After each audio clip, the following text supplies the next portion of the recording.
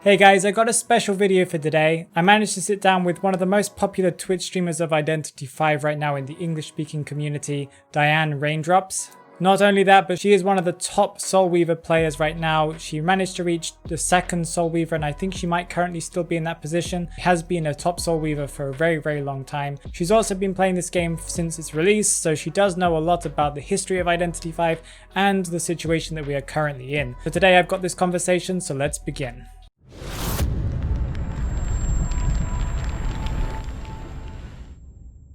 Hello guys, welcome to another video. I've got a special guest today that we have Diane. Hello! So Diane is a streamer on Twitch, but could you tell me a little bit more about yourself? Well, let's see. I'm also a cosplayer, and I plan on doing cosplays on stream. But I guess you could say I'm a veteran IDV player. I've been playing from the very start. I got the little blue bird to prove it. Like, which season did you start? Like the very, very start? The very, very start. Oh, wow. When the game first came out, I started playing. What was it like back then? What's the difference? Well, back then, I could definitely say Hunters completely ruled the game. Oh, it was very tough as a survivor, but we also had fun. And even though we had no idea what we were doing. How many survivors were there originally? Just 4, 5? I want to say it was about 5. Honestly, I don't fully remember at this point. The only hunters that were out were probably Hellember, Bane, and Ripper. Bane was pretty terrifying because once his presence was at max, his hook could do a lot more damage, and it was basically almost an instant down. Ripper was kind of weakish because his foggy blades was attached to his claws. They were patches of fog he had to be in. And now look at him now, he kind of needs a buff now as well. Yes, personally I would like to see Ripper to get a better buff. Very good Rippers are terrifying, especially when they know how to get their foggy blades through walls. I always find rescuing against a Ripper, a good Ripper, impossible because they're just going to double hit you. Tell me about some of your kind of greatest achievements. Well, honestly, the best achievement I did was getting second spider. Well, why didn't you get first, if I may ask? The person in first place saw I was creeping up on them. Oh. And they started doing all 3 rank sessions, so I was like, you know what, you keep it. You could keep it. Did they have like a huge lead? Oh yeah. Oh, okay. They started doing heavy ranked sessions there. I guess they just wanted to keep their first position, so you can't really blame them. Oh, they really wanted to keep the first place. You mostly play Soul Weaver, right? But you also play a little bit of other characters. I've seen you been playing Naiad a lot. What are your thoughts on Naiad? And which other hunters do you kind of play often? I like her. My only thing is I would like her to be able to vault windows with that when she's now holding her harpoon. Yes. That would be the main change I would want to see for her, but otherwise I think she's fun. The buffs seem like they're going to be very nice. Hopefully they'll help a little bit. One of the things that I kind of thought was a pain at the beginning was I felt like the harpoon should have gone further away, and I'm glad that they are changing that now. But everyone was like, no, it goes really, really far away. Like, no, it doesn't feel like it when you're playing. No, it doesn't feel like it goes that far, and it's going to be nice to be able to really throw that thing far. Being able to go over pallets or over windows would make sense. To be honest, not even vault. Like, to be honest, she should just be able to glide over windows. You would think so she floats. Yeah. When she's in her like weird torrent swimming form, she should just be able to like, even if you had to use one of the dashes. Okay. Would you say she's balanced though right now, or would you say she needs more work? She could always use a little work, but I think she's fairly balanced right now. And what other hunters do you play often then? I actually play Wu Chang, On, and Bloody Queen. Which one would you say is better currently? I would say Wu Chang still. Although I miss being able to jump scare people with the umbrellas. I don't like that his umbrella could be heard all over map. Yep. It takes that fun out. It does, yeah, it does. As much as I like it, the devs have kind of taken away jump scares out of the game. Oh, with the like Dream Witch thing as well? With Dream Witch, yeah.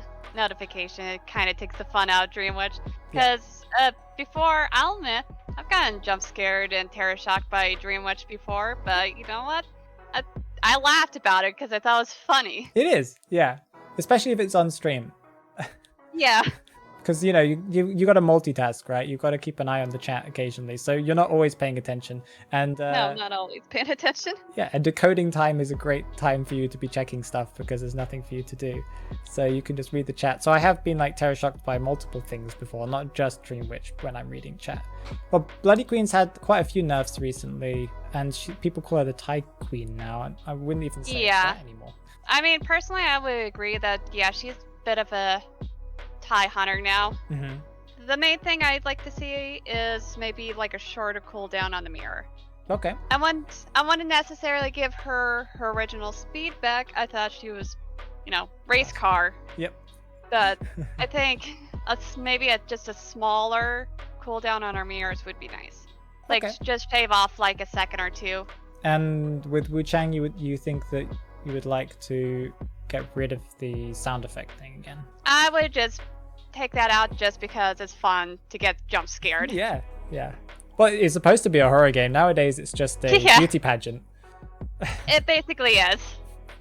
I mean, in the beta, the game was pretty dark, but they had to unfortunately change all of it because of the restrictions to China. For one thing, the environment was colored to make it look like a more dark map. There was more of an orange tone to it. Hellenberg's original weapon was a sickle, not a stuffed shark. Smiley's was a chainsaw. It wasn't a rocket, it used to be a chainsaw. Personally, I don't see anything wrong with giving Hellenberg his sickle back, because if you think about it, his Ember clone still has a sickle.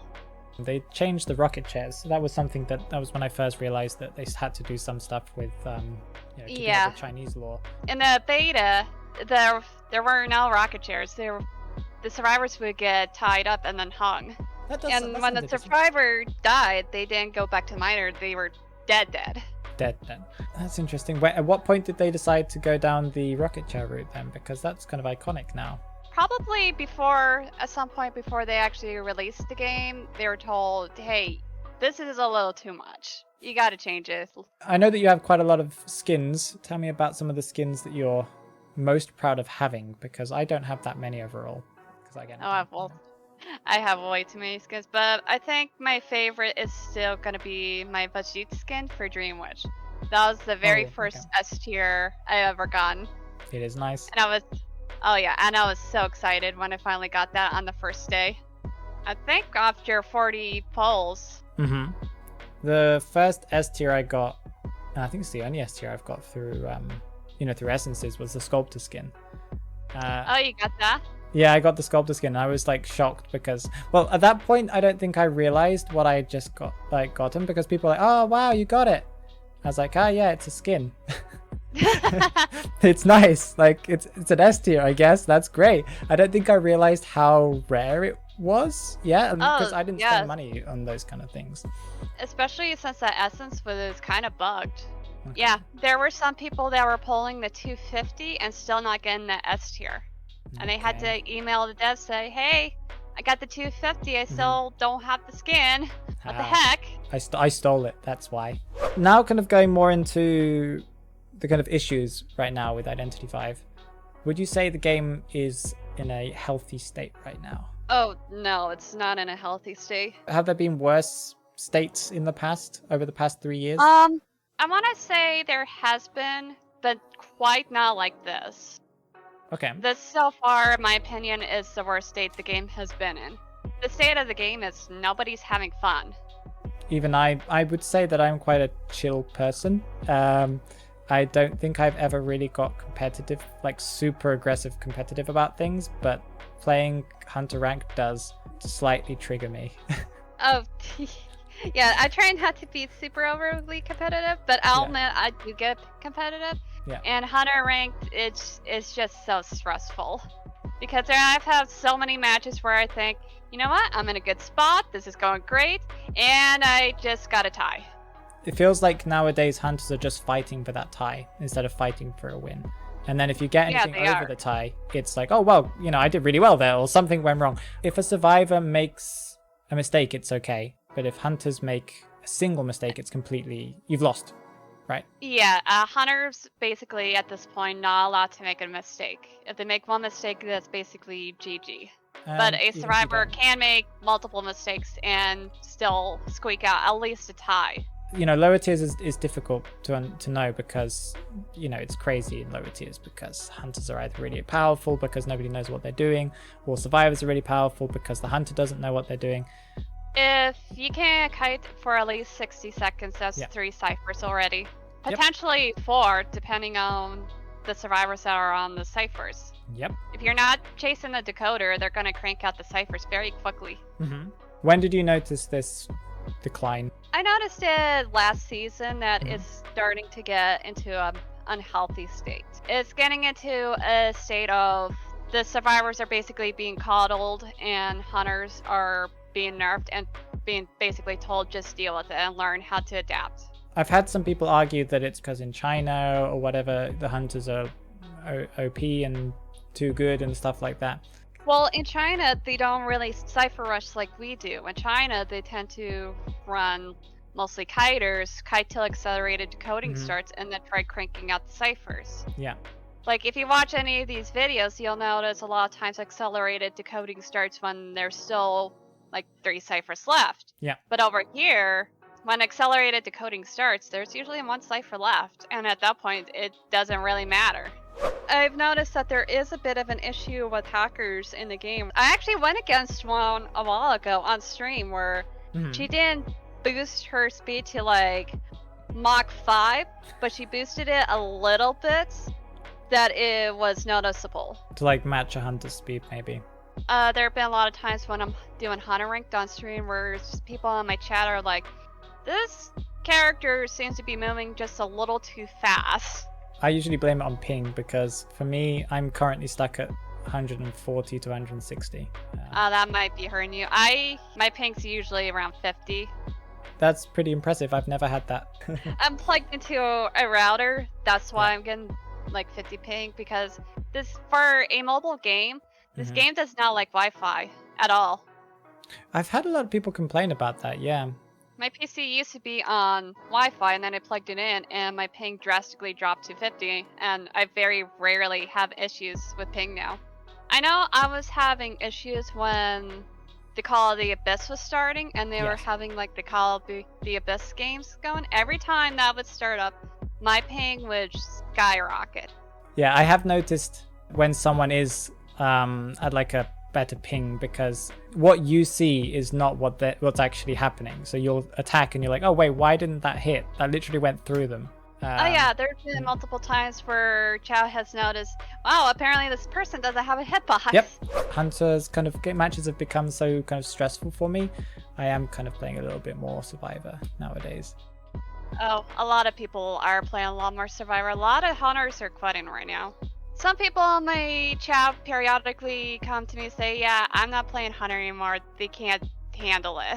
And I know, I've heard of a lot of top tier hunters have, after the recent Survivor buffs, have swapped over to Survivor and not touching Hunter anymore. And currently, nobody's really having fun in the game. Hunters are being kind of bullied right now. They're getting Cypher Rush, and Survivors are kind of bored because the Cyphers are going so fast. Not to mention all the camping. And I play both sides, and personally, I don't like to camp on both sides. It's for me, it's boring, and it's not fun. Especially since you know that ciphers are kind of getting completed whilst you're just standing there. It is not that fun. You want to be able to kind of interact with the rest of the team, but also then you know that if you're doing that currently, that you're just someone's going to come and rescue whilst you're done, and then you've lost. Free rescue, basically. Free rescue, yeah. You're basically put in a position of you're screwed if you camped, Yep. but you're also screwed if you don't camp. Yep. Okay, so what would you say are some things that they could fix with the problem? Well, you've listed a couple of the problems. You said that like hunters feeling like they can't really do much about Cypher Rush. What would you say would fix that? You'll hear me talk about this a lot on my stream. Personally, I would love to see Doomshock come back for hunters. Okay, what's Doomshock? Doomshock gave hunters, whenever they would share a survivor, a small chance to instantly down another survivor. The catch is you would have to move away for the chairs. So I think that would be good for both sides. The survivor's not going to camp, and the the hunter feels like they potentially have a little more control over the game. Okay, that's an interesting one. I haven't heard that one before. I like that. I used to run Doomshock on Spider and my photographer a lot, and it was so much fun. So it's a trait? Yes, it wasn't a trait, it was on the Persona web. It's on the Persona web, okay. That makes Yeah, sense. and at some point the devs took it out, and Okay. I miss it so much. Okay, would you say that would solve most of the problems, or? I wouldn't say most of it, but I think it would massively help, especially with the ciphers going a little too fast. I mean, personally, one thing is, I would love it if they could fix blink. I've gotten screwed so many times trying to blink through a palette, and the game says no, it's too thick. Yeah, and because of that one failed blink, the game's basically over. Oh yeah. Sometimes blink just doesn't work at all. Like in general, like, even if it's a normal wall, just nothing happens. Oh yeah, it's because it has such a long cooldown. You're kind of done. There have been multiple times where I blink. It doesn't matter if I got it or not.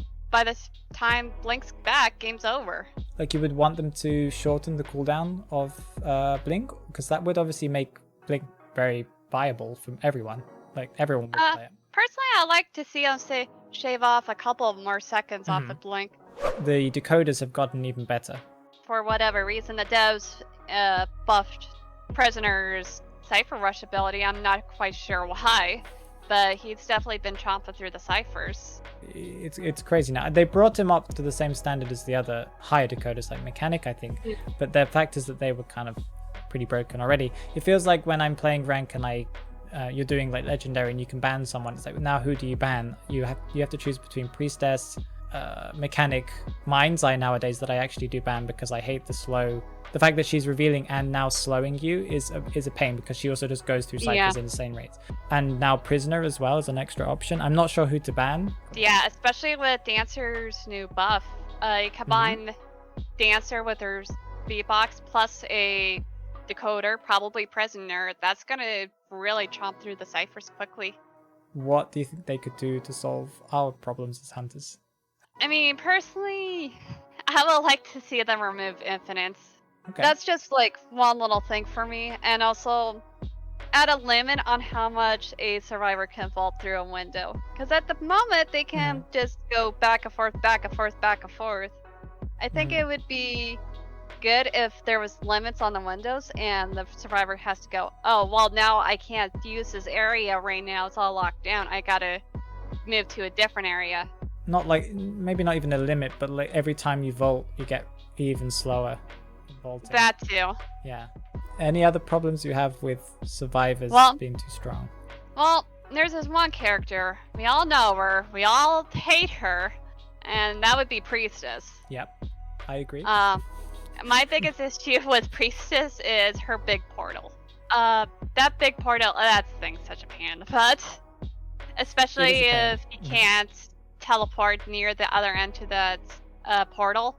Personally, I think at this point it's probably too late for the devs to go, okay, we're gonna take this out. Instead, maybe make it so that the big portal takes more than one charge. Because those big portals, she can spit them out multiple times through the match. I think it would be fair if it takes more than just one portal to make that big one. There are some matches where you see the portal and it's nowhere near you, and you'll just see it for most of the match. You know it's there, but you're just having no chance to deal with any. Survivors go far away, too far away from you, and you don't want to drop your current chase to go break it. Yep. Which she's just going to spit out another one in like 30 seconds. I don't like how she can just go through... Like, I understand that she can go through walls, right? But the fact that she can go through blocks of buildings... It is. Especially since the buildings in Chinatown are really large. It's guaranteed, 10, 20 seconds more kite. What would you say about hunters? Do you think there are any hunters right now that are a little bit too... overpowered compared to the rest of them? Yeah, I know Paloon is a bit of an issue with his, I call it the Thanos snap. I honestly don't know what it's actually called. I feel like the Thanos snap for Paloon is a bit much because there's not a whole lot of counter unless you could get, up high before he does the snap. Honestly, I'm not quite sure what to do about that. It's just overpowered, I feel like, because there's no counter to it. I'm not 100% sure what you would do with it. I know that Sculptor's still popular. Yeah. Play quite often, but that's mostly because she just has a lot of her statues at full presence are pretty crazy. But it's not really like when you play a Sculptor, you realize that it is quite difficult to hit stuff. Like, yeah, it's okay to spam when you spam things and they're in an open area. Of course, you're going to probably hit them, but you still need to be pretty accurate with it. Oh yeah, and she also is still a prediction hunter. You gotta guess where is the survivor gonna go. Are they gonna go straight? Are they gonna go back? Are they gonna go left, right? Are they gonna vault this? I could say she could use like a nerf. Like, I would say her ability to throw her knife across the map is pretty strong. It reminds me of old Bloody Queen, where you used to be able to spawn that mirror anywhere. Yeah. So I guess I would say maybe put a limit, like a distance limit on how far you could throw that knife. Okay, are there any hunters that you would say are currently really underpowered? My first thoughts are obviously like Hellember. Hellember, I'm not sure, because if you go against a good Hellember, especially endgame, it could be very chaotic and it could be very overwhelming. Well, there are specialists, right, who are really, really, really good at something, but the general player base don't really play him that well, and I'm not sure if it's just because he's not good enough or if it's just because he's the first character. I mean, I think he's fairly decent. Now, there's one hunter that comes to mind that I have never seen this hunter get a buff since his release, which is Mad Eyes. Yeah, I love Mad Eyes. Since Mad Eyes has been released, he's got nothing but nerfs and nerfs and nerfs. What would you say you would change about him then? I know you don't. Well, I'm not sure if you play him, to be honest. I don't. Well, at least on PC. On PC is very weak because his walls have a small delay on them. So his walls are kind of easy to dodge on PC at least. Lucino, I wouldn't mind seeing a buff. I'm honestly surprised they nerfed Reptilian. Me too.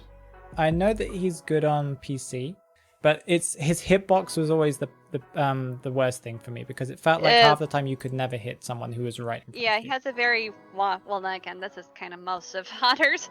They all got a little bit of a wonky hitbox. I know that his hitbox is technically better than Soulweaver's by stats. Yeah. But Soulweaver has that speed. Lucino just has to wait for his jumps, and even then, most of the time the jumps are quite predictable. The thing about Lucino is I wouldn't mind seeing his body slam being buffed. Like, his body slam is made to hit one thing. Even if you have, like, let's say, 2 survivors right under you by a fallen pallet, it's most likely just gonna hit the pallet instead of both the survivors. I would like to see that the body slam can hit at least 2 things at once. Have you seen the new survivors, the new abilities they have? I'm very worried about that, especially with, what was her name, the psychologist? I think, especially with her ability to basically take away damage. If you combine that with a doctor, that's going to be very gross. As far as I can tell, the healing from this new, whatever it's called, the psychologist or the patient, like that, which way around it is, it's pretty fast. Yeah, that's another thing, that healing seems like it's going a little quicker than usual. It's, as far as I can tell, it's over any distance. I mean, again, it's probably still a little too soon, you know? Already say, oh, this is busted, it's gonna break the game. No, it just means that we're worried a little bit, because... Yeah, a little bit, because they're not really giving hunters a lot of love right now. There are, I think, rumors, or if it's confirmed, that they are going to be adding that voice chat feature into the game, so they really do care they about are. That. It's gonna go either one or 2 ways. You're either gonna go people that are very coordinated and they're using the voice chat properly, or you're gonna get people that are telling their teammates, hey, you suck. And then the other teammate's gonna go, okay, and then I'm not gonna decode or anything or rescue. Good point. So, I feel like it could go one of 2 ways with that. Where can people find you if they want to? They can find me on my Twitch, on DianeRaindrops, until I remove that S from my name. Well, my original name is supposed to be just DianeRaindrop. But somebody on Twitch has my name, so I had to put the S at the end. Okay. So just check you out on Twitch, and you also do cosplay. Do you have any place that you kind of post that kind of stuff? I do post pictures on my Twitter. you'll see a lot of cosplay progress and stuff, and I do have, I still gotta do it, but I'm working on an IDB themed cosplay. I did a subathon and that was unlocked, so I gotta do one.